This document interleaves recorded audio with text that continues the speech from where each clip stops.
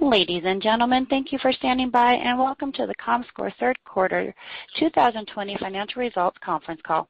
At this time, all participants are in a listen-only mode. After the speaker's presentation, there will be a question-and-answer session. To ask a question during this session, you will need to press star, then 1 on your telephone. Please be advised that today's conference is being recorded.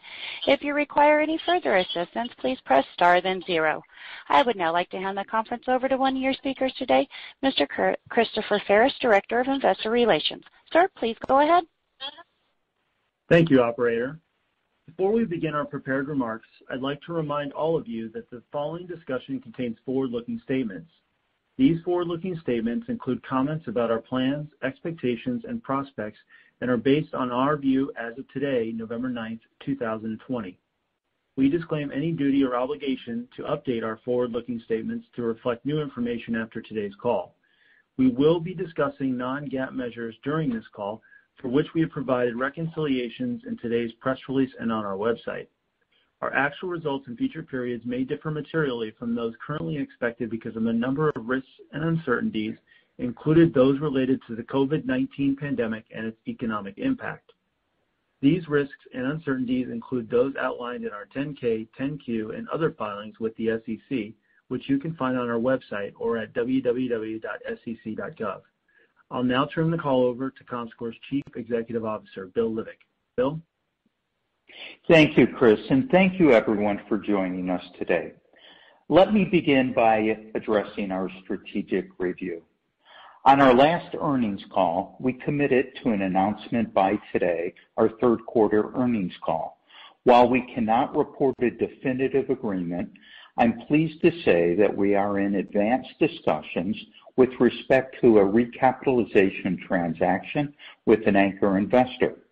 If consummated, the transaction would result in a significant reduction in our outstanding debt, enhance our balance sheet and liquidity profile. In addition, the transaction will provide for an enhanced commercial relationships to support our growth initiatives. Our management team, board, and financial advisors continue to work diligently toward a conclusion. However, we cannot provide assurances regarding the timing or the outcome of this process and do not intend to provide additional updates until we determine further disclosure is necessary. We also will not be able to answer questions about this beyond what is in our press release from this afternoon. We appreciate the patience and the trust of all of our stakeholders who have all exhibited a great strength through this process. Now let's turn to the quarter. Again, I want to applaud our outstanding employees for their continued dedication despite the strain from the pandemic. I thank them for their efforts and I'm proud to represent them on the call today. Our business, particularly movies, continue to be impacted by the pandemic in the third quarter as revenue generation fell short of our expectations. However, we saw positive signs across our business lines. Our television business performed well in the quarter, with national TV and addressable growing by double-digit percentages year over year. We gained momentum with advertising agency clients who are increasingly embracing our advanced audience metrics and rallying around our local market currency. Our local business remains strong, and we continue to add to our roster of clients. One example is our progress in signing Pinnacle Advertising, who will be using comScore exclusively for buying from major advertisers who spends millions of dollars in TV advertising. Our core digital services stabilized with a strong quarter from our technology vertical, where we signed new logos and we renewed 100% of our enterprise-wide clients. We believe this trend will continue in 2021. I'm also pleased to say that in the third quarter, we generated $7.3 million in adjusted Ebitda, which is our second best quarter since the merger of Untrack and comScore. Through the 9 months of 2020, we have recognized $22 million positive swing in adjusted Ebitda compared to 2019 due to our financial discipline, demonstrating that we are well positioned when the pandemic-related impact eases. Greg will go into more details on the financial review later in the call. Now I'd like to discuss how we're positioning comScore to win the future of media measurement and drive revenue growth in 2021 and beyond. A few weeks ago, we announced a number of key advancements in our cross-screen measurement capabilities. We have pivoted to a forward-looking approach to an audience and impression-based currency based on our groundbreaking solutions in enhanced advertising, outcome-based attribution, and exact commercial ratings, including our global leadership solutions in this cookieless world.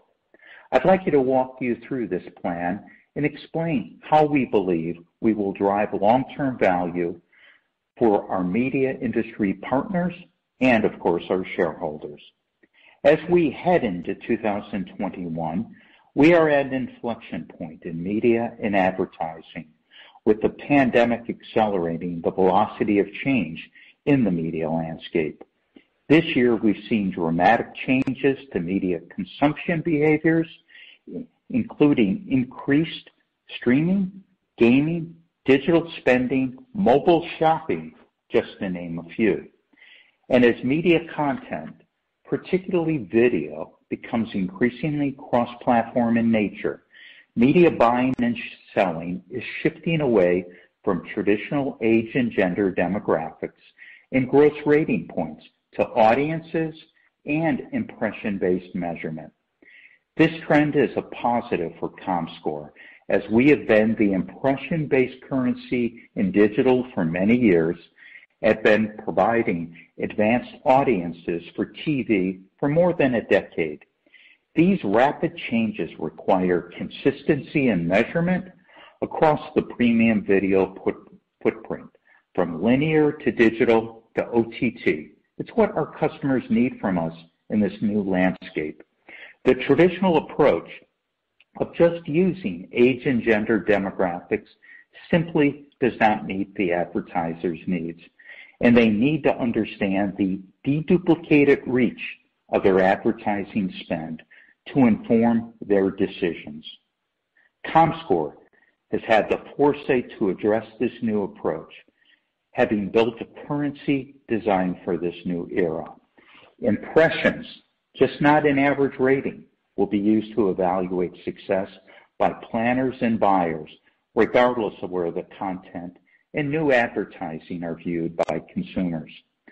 We call this new impression-based currency that leverages our unmatched advanced advertising insights exact commercial ratings, a solution that is already available as a television currency in the local, national, and addressable marketplaces.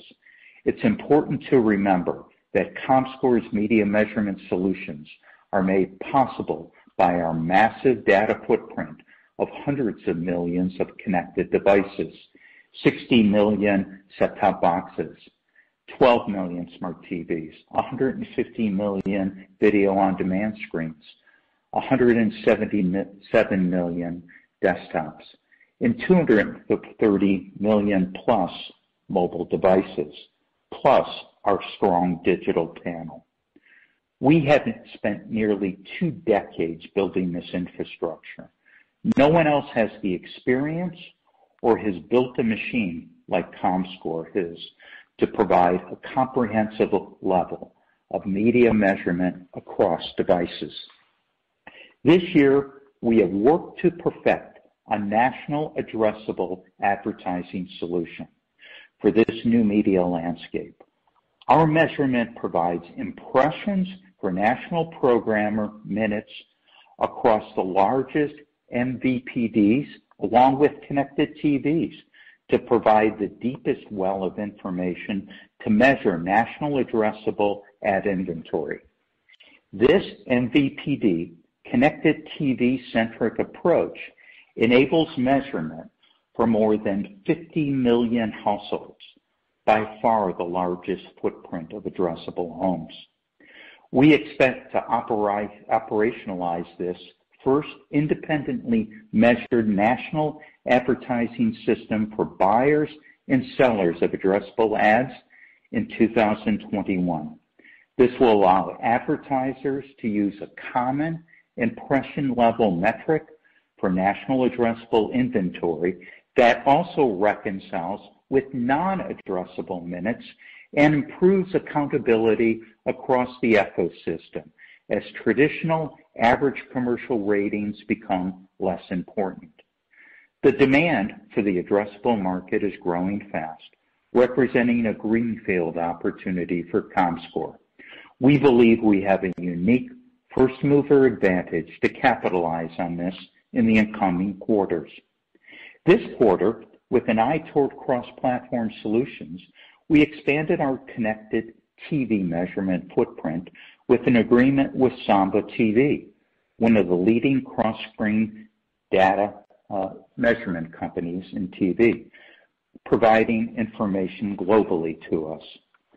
Smart TVs are a piece of the data puzzle, and the addition of Samba to our portfolio of connected TV partners strengthens our cross-platform measurement capabilities and expands our footprint, helping brands better quantify the impact of their advertising efforts across platforms.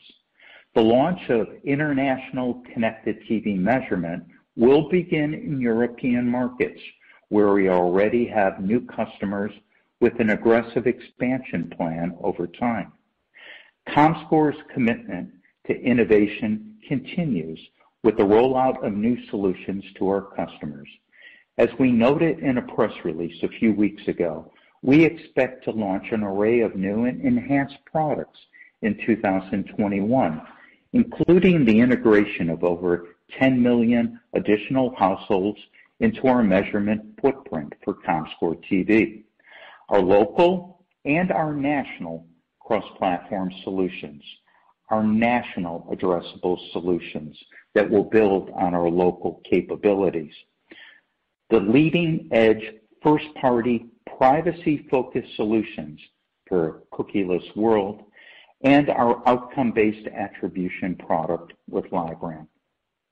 The motivation for these new products is clear. The growth of premium video across the ecosystem demands more accountability and better tools to monetize inventory. comScore's connected TV contextual activation solutions for both on-demand and live streaming allow clients to increase their monetization through enhanced direct sales, open exchange, and programmatic sales. This focus dovetails with our LiveRamp partnership to develop new and innovative privacy-focused services across the advertising ecosystem. Last month, we unveiled our next-generation outcome-based measurement, Data Plus Math, powered by comScore.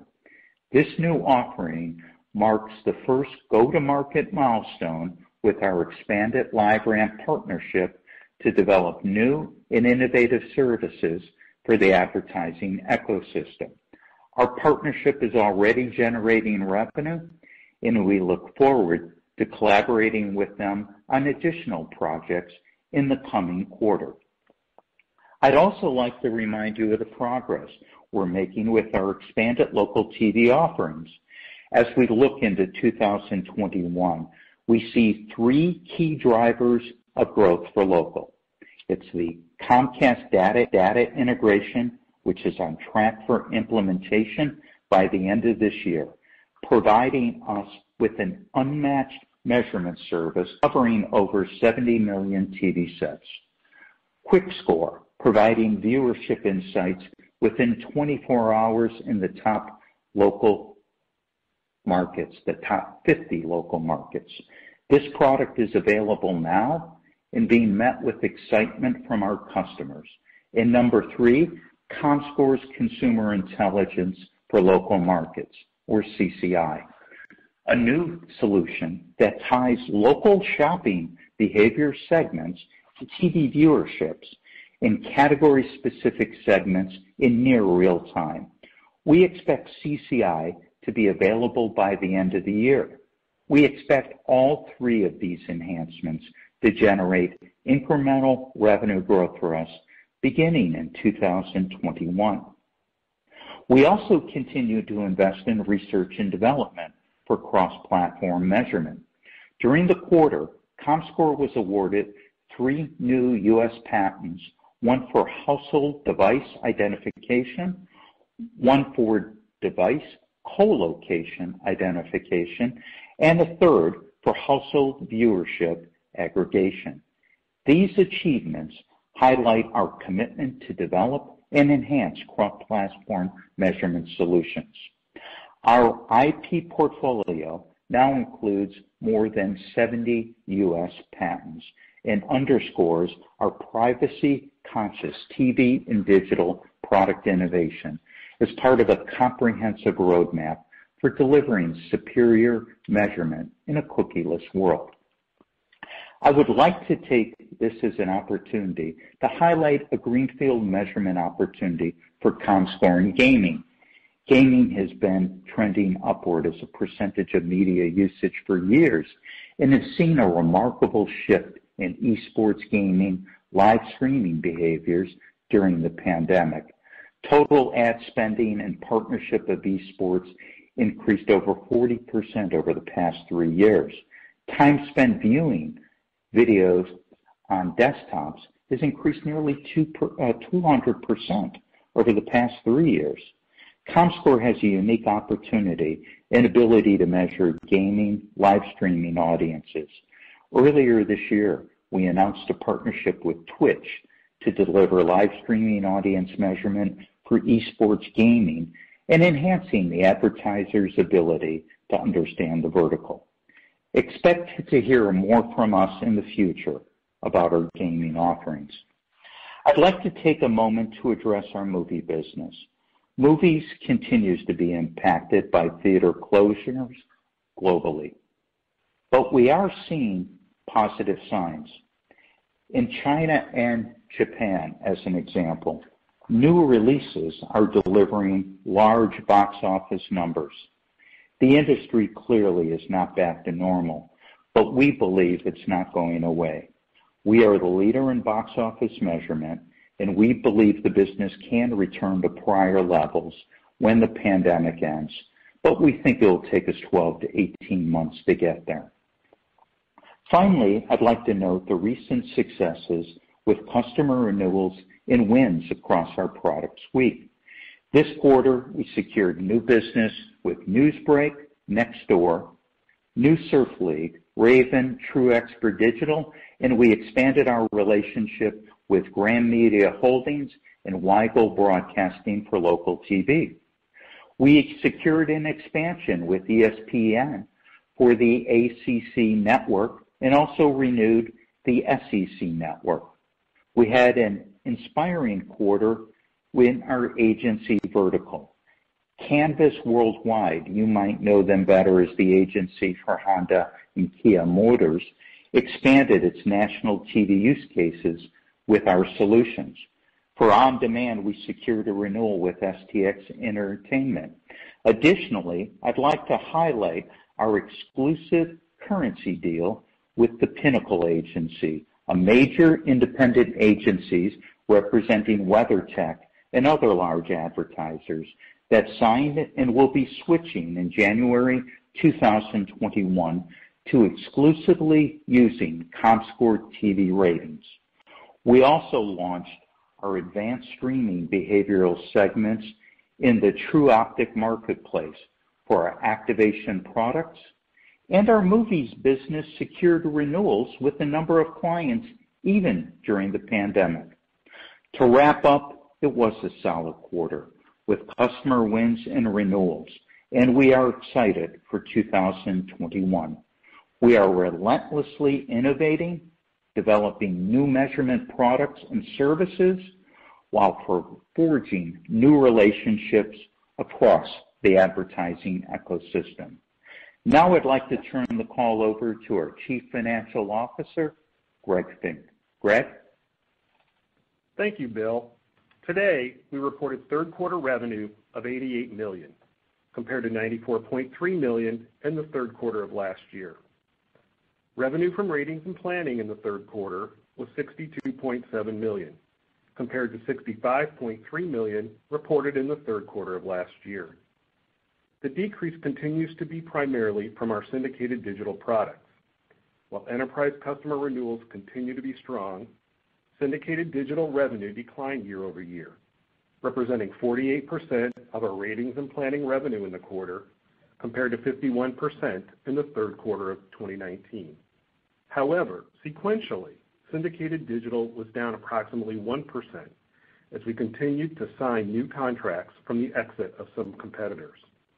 National TV revenue was higher compared to the prior year as we realized revenue from LiveRamp.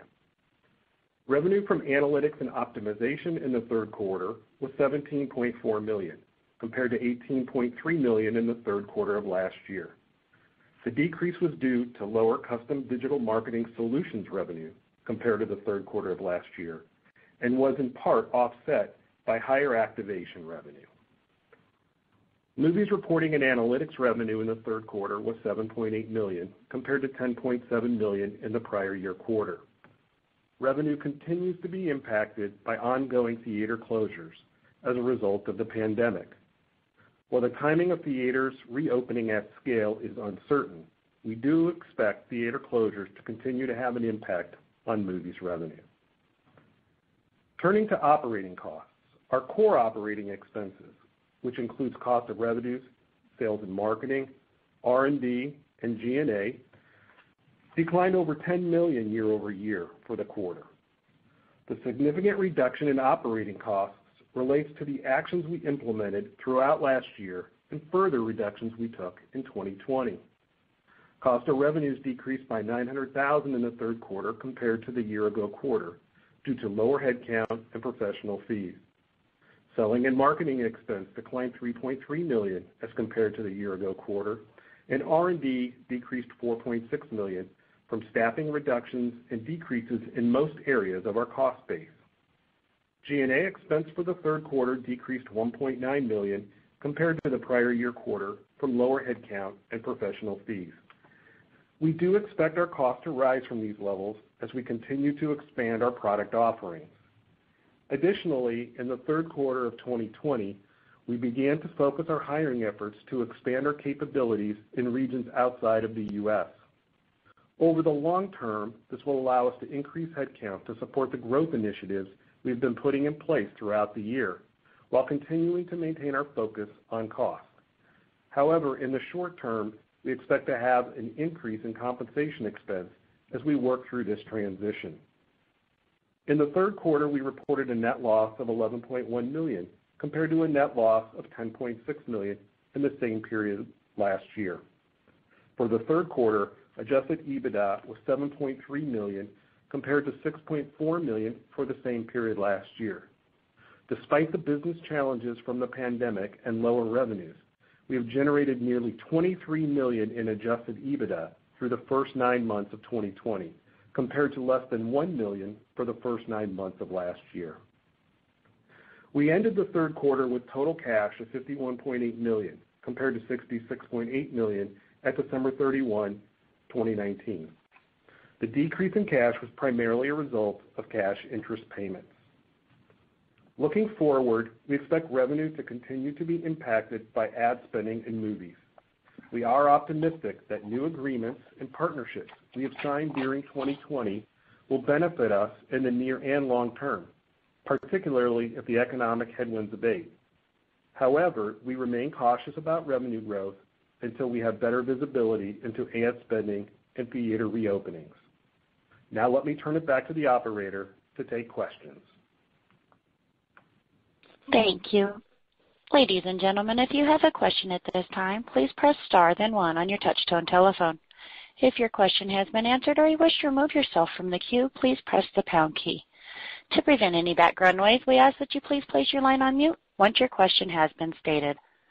Our first question comes from the line of Laura Martin with Needham. Your line is open. Please go ahead. Hi guys. Can you hear me?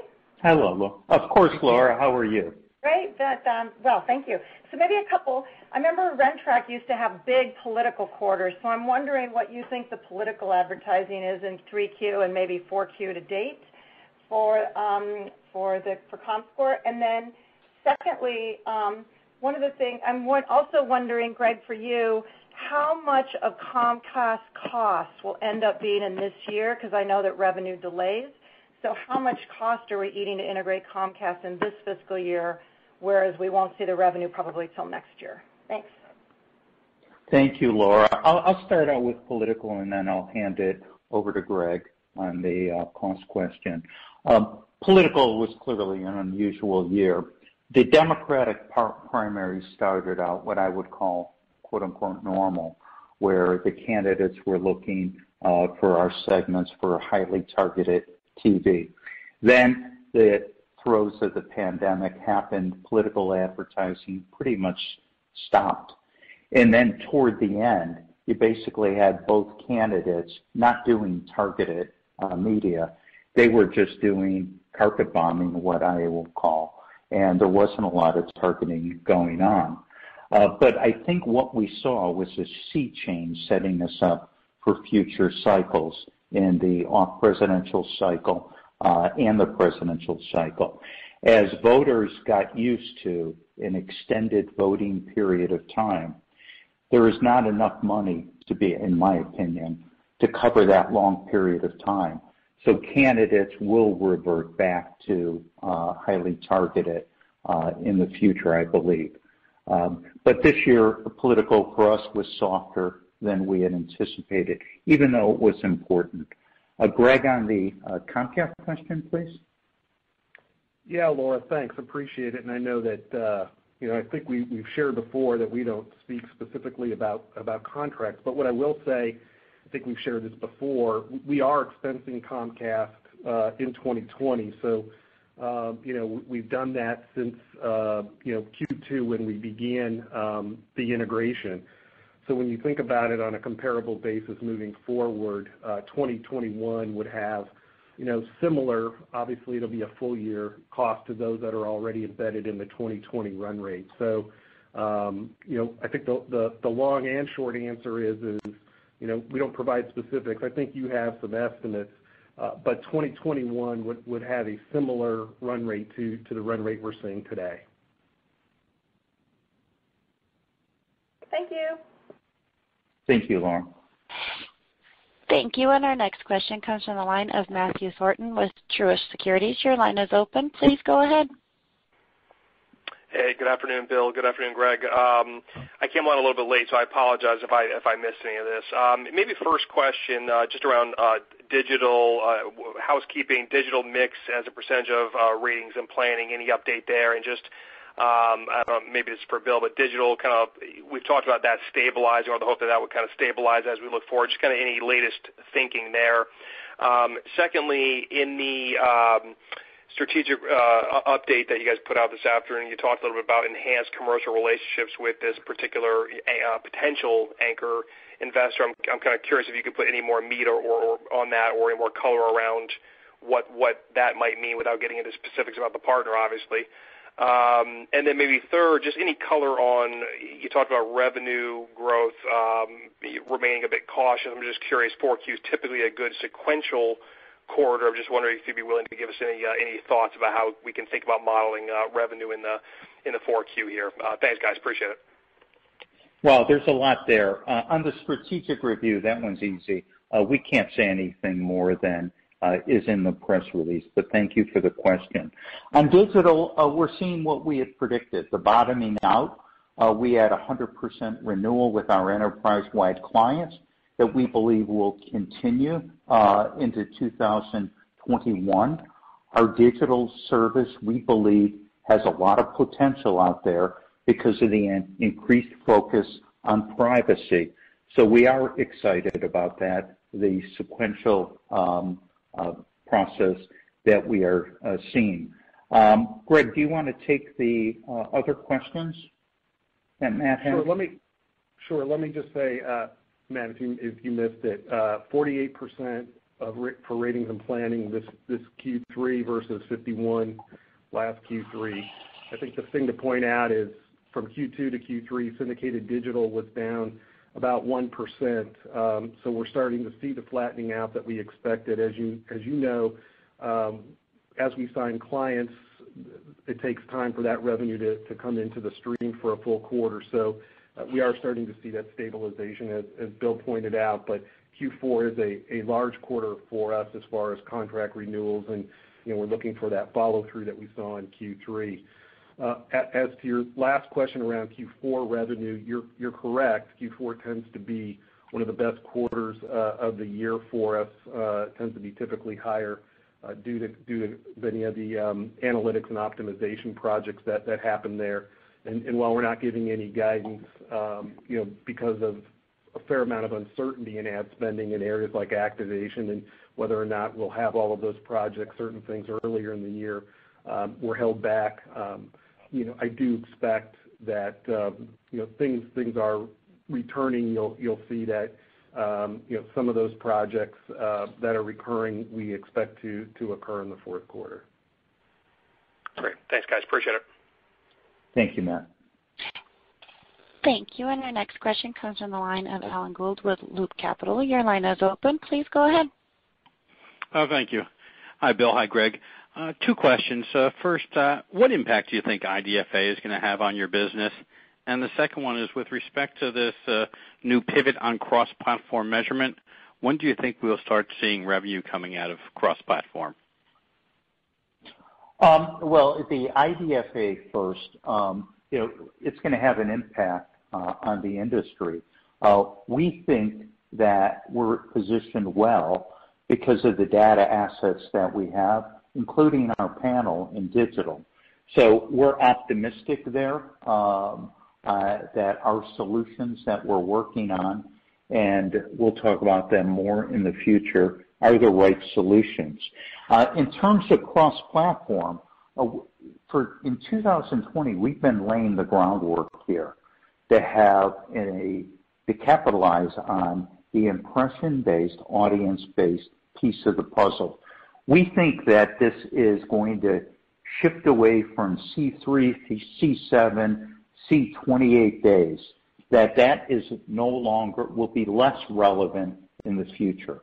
I won't say not relevant, but a lot less relevant. And we believe that we're set up perfectly because of our census approach to capitalize on revenue in 2021 there. Okay, thank you. Thank you. And again, ladies and gentlemen, if you have a question at this time, please press star then one. And our next question comes from the line of Richard Kramer with Art Research. Your line is open. Please go ahead. Thanks very much. A very quick one on the strategic partner, and maybe this is something you can't answer. Is this going to be the same investor you had before or a change, given that you had so many issues with the previous or the existing investor? And then my two sort of fundamental questions. The first one is, you talked about growth in local, national, and addressable TV.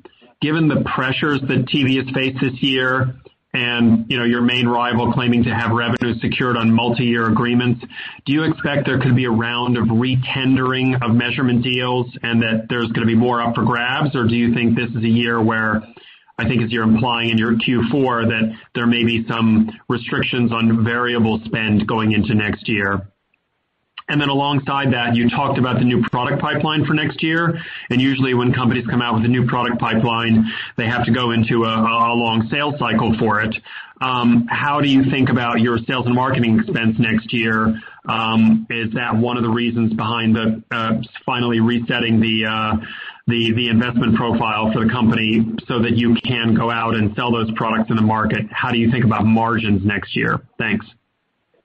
I'll let Greg take the financial ones, but the top one that you had on the strategic review, as I appreciate the question, we cannot comment further than what is in the press release. Your second question was about contracts being opened up with pressure and advertising. As I've said before on previous quarterly calls, there's a number of great attributes about our business on the syndicated business. One is oftentimes we have long-term contracts. And also in a downturn, the sellers have to sell harder. And being in the information business is a good place during a difficult economic period. So we're optimistic as we look forward to it. The investment that we made in our local and national product with the addition of Comcast that will be done by the end of the year is going to give us unprecedented coverage with the advanced audiences along with those impressions that ad agencies want. Ad agencies using us is a precursor to more stations and more media companies utilizing us. I cannot overemphasize the importance of Pinnacle. You would know them better as the WeatherTech ads that you see on television, switching to us exclusively. Why are they doing it? Because we have a service that fits where they're going. Canvas that has Hyundai and Kia. They look at our information being helpful on a national side of understanding outcome-based through a variety of products there. So on the cycle that we're looking at for sales and marketing, that process has already started. But any more specifics, I'll turn it over to Greg on expense. Yeah, well, I think you talked a little bit about the sales cycle. What I would say is, these solutions have been being developed, over the course of the entire year, and our sales staff is pretty adept at what they're going to be and having those conversations already. So those things are already in the works as we look to integrate the Comcast data. We've been talking about that now for some time. So I think people are already ginning up and geared up for that as we're working towards the end of the year and into 2021. So we feel good about that. On the cost side, the sales and marketing cost side, I think we are focused on cost as we always have, but I do think we understand that there will be incremental costs associated with doing this. But I think that the incremental revenue that we think that we will generate and that we expect to generate, and while we've given no guidance, we obviously believe that these enhancements will provide significant benefit to the bottom line as we move through 2021. Okay, maybe just one last sort of housekeeping one. Can you give us a sense of the contribution from Data Plus Math this quarter? Just how much was that, and is that expected to ramp considerably? Is that one-off or is that ongoing? Greg? Yeah, I mean, we don't provide specifics around any one specific product or solution. What I would say is that, as Bill mentioned, we're excited about that relationship. It's generating revenue. And we think there's opportunities for us, as we move forward to continue to enhance that. Okay, thanks.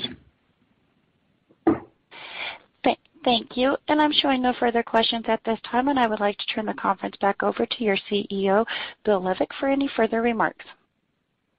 Thank you, operator. We remain excited about the future as we manage through this unprecedented period. I'm pleased with the progress that we made as a company in 2020, despite all the challenges that we've talked about. On behalf of myself and our entire comScore team, I'd like to send a heartfelt best wishes and thank you to our frontline workers in this pandemic, including first responders, healthcare workers, and essential employees. Thank you, operator, and thank you, guests and investors, for joining us today. And we look forward to sharing our progress and results in the coming quarters. Thank you for joining today. Ladies and gentlemen, this concludes today's program. Thank you for participating. You may now disconnect.